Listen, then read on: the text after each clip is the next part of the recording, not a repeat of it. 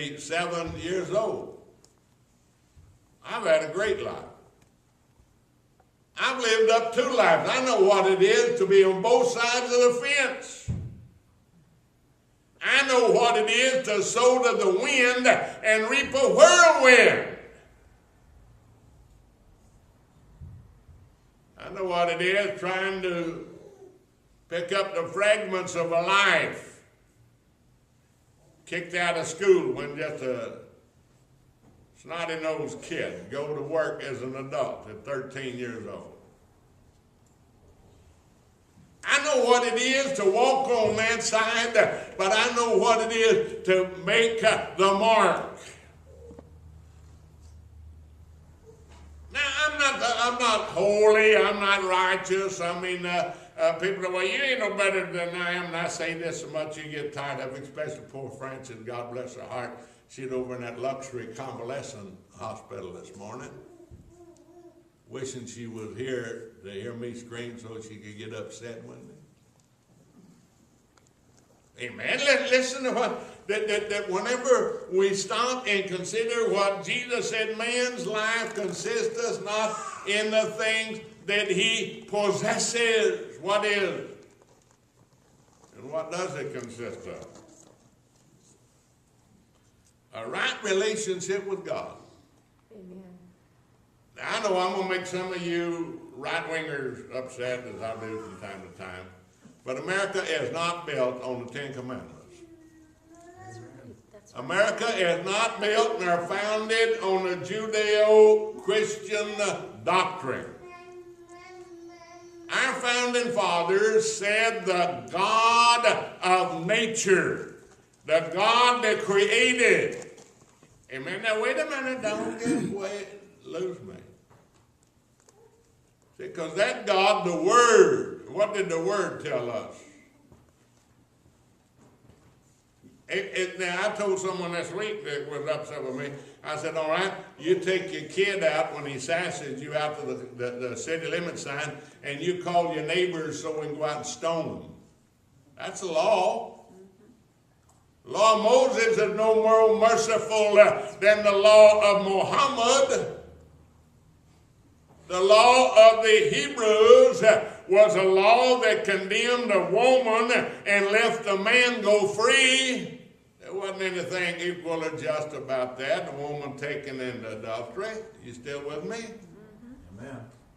But see, Jesus brought it to word that we can understand it. Thou shalt love the Lord thy God with all thine heart. You want to be consistent, you want to fulfill the will of God, then you have to love him with all your heart, all your soul, and with all your mind. How can you say you love God and you never talk to him? How can you say you love God whenever you never tell him you appreciate him? How can you say you love God when you neglect the assembling of yourselves together as you see the day approaching? Yes. Well, I'm too busy gathering. My wife will tell me, said, I know I'm always complaining, but you're the only one I got to complain to. I must tell Jesus, man's life consisteth not in the things that he possesses. Consisteth, I like this. How many have ever heard of Estee Lauder? You know, Estee means in the Greek consisteth. I didn't know it until I went Strong's dictionary and looked it up. You know what it means? Ami. I-M-E-E. Ami. That generation we're living in now. Ami.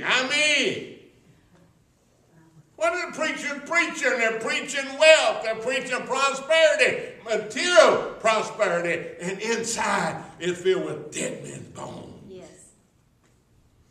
According to all statistics, the American people are miserable. Mm-hmm. Amen? Amen. Well, wait a minute. No, you can't satisfy down inside with material things. You can't even reach it with the most modern pills and powders and prescriptions. Amen. About the time we think we got a miracle drug, it comes out, it's got more side effects than it's got benefits.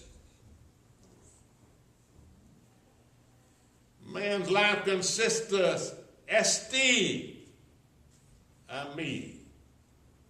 Do for a while, it is, I was, am, have been, to be, made up or composed of.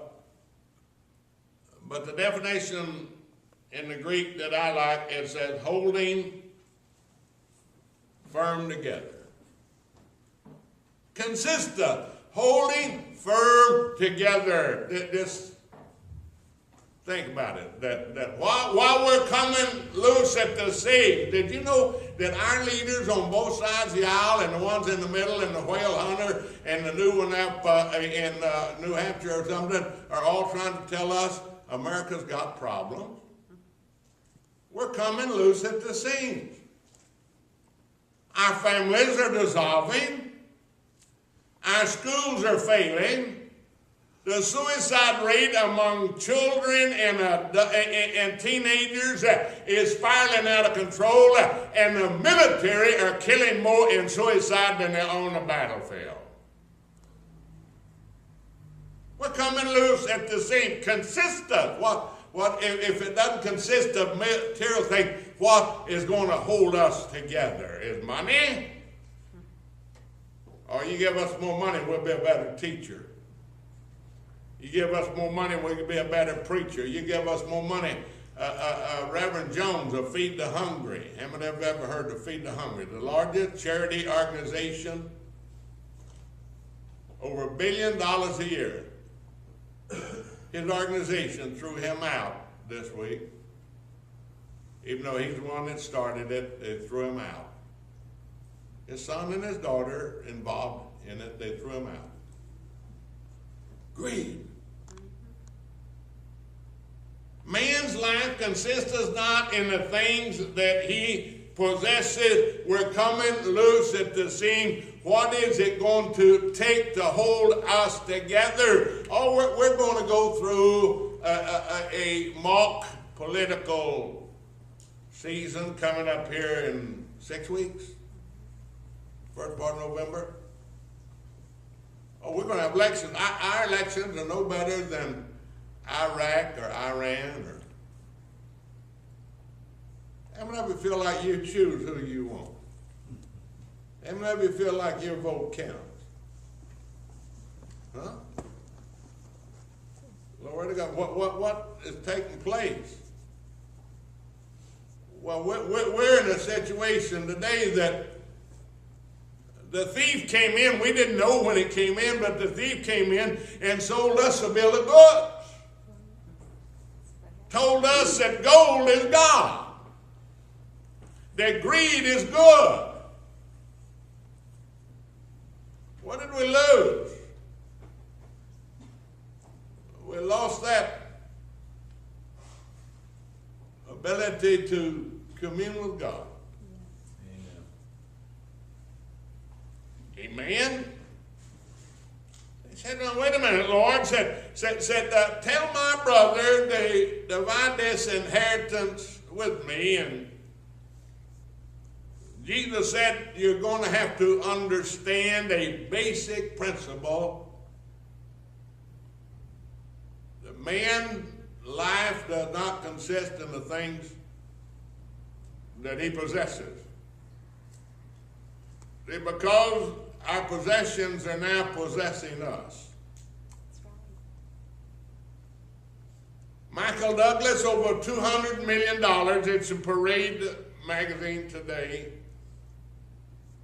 Had a fortune over $200 million. Said, "I never took time out to live."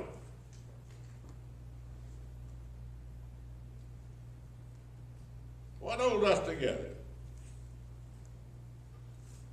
Ties that bind us. What it's talking about.